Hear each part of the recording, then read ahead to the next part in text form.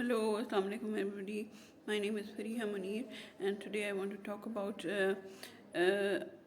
an issue which has been worrying me today, and it's about ہمارے ملتان سے کوئی بیچارے غریب 10 فقیر جا رہے تھے دبئی کے، خرچہ کر کے ٹکٹیں لے کے اور ویزے شیزے لگوا کے، and they were offloaded from Multan airport.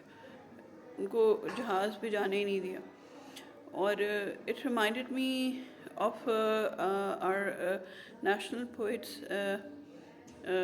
شعر ایک جو ہے ان کا بڑا مشہور ایک بیوٹیفل ورس کہ جس میں وہ کہتے ہیں مانگنے والا گدا ہے صدقہ مانگے یا خراج. مانگنے والا گدا ہے صدقہ مانگے یا خراج، کوئی مانے یا نہ مانے میر و سلطان سب گدا. So if you are unable to understand what it means, actually the poet tries to communicate to us that whoever asks for money, whether it's in form of some tax or some donation, it's all a kind of beggary. So چاہے سڑک کے اوپر بیٹھا ہوا ہے غریب فقیر جو ہے جس نے چیتھڑے پہنے ہوں اور پھٹے پرانے کپڑوں میں ہو اور بھیک مانگ رہا ہو وہ، اور چاہے کوئی ہیوانشے کھاٹیے اور اس طرح کے ایکسپینسو سوٹس پہن کے آئی ایم ایف سے یا انٹرنیشنل رائلٹیز سے جا کے بھیک مانگنے جا رہا ہو، سب برابر ہیں. تو کیوں ہمارے بیچارے غریب، اگر وہ پاکستان کا نام بدنام نہیں کرتے، وہ بھی تو پاکستان کا نام بدنام کرتے ہیں، جو کہ بڑے بڑے سوٹ پہن کے جاتے ہیں، جو بڑے بڑے نیکلسز اور پتہ نہیں کیا کیا چیزیں گفٹس میں لے کے آتے ہیں. بیچارے جس کو مرضی ہے اسی چیز کے اوپر پکڑ لیا جاتا ہے، جس کو مرضی ہے اس کے اوپر چھوڑ دیا جاتا ہے.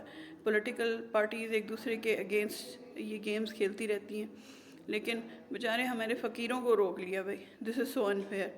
بھائی وہ بھی تو اپنی ٹکٹیں بھر کے جا رہے تھے، اپنا خرچہ کر کے جا رہے تھے،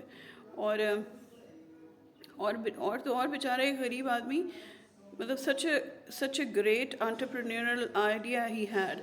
He went ahead and opened up a shop where he was selling نیکیاں.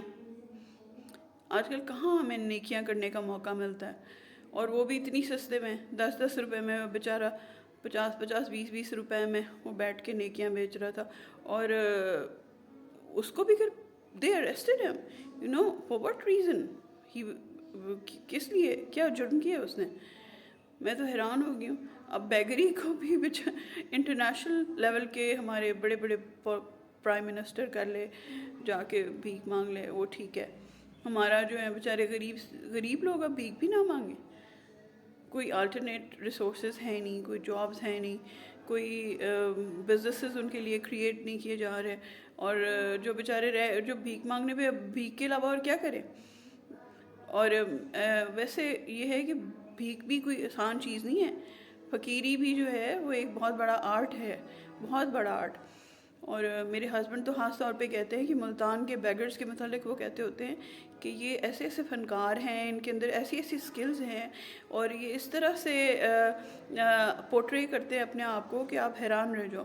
اور according to my husband doctor Munir Hussain Shah suggestion, وہ کہتے ہیں کہ یہاں پہ ملتان میں نا ایک باقاعدہ اکیڈمی ہونی چاہیے جس کے اندر یہ فقیر جو ہے نا ان کو بلکہ پی ایچ ڈی کرائیں آل اوور دا ورلڈ. وہاں سے لوگوں کو آئیں یہاں پہ سیکھیں، یہ آرٹ سیکھیں کہ کس طرح بھیک مانگی جاتی ہے.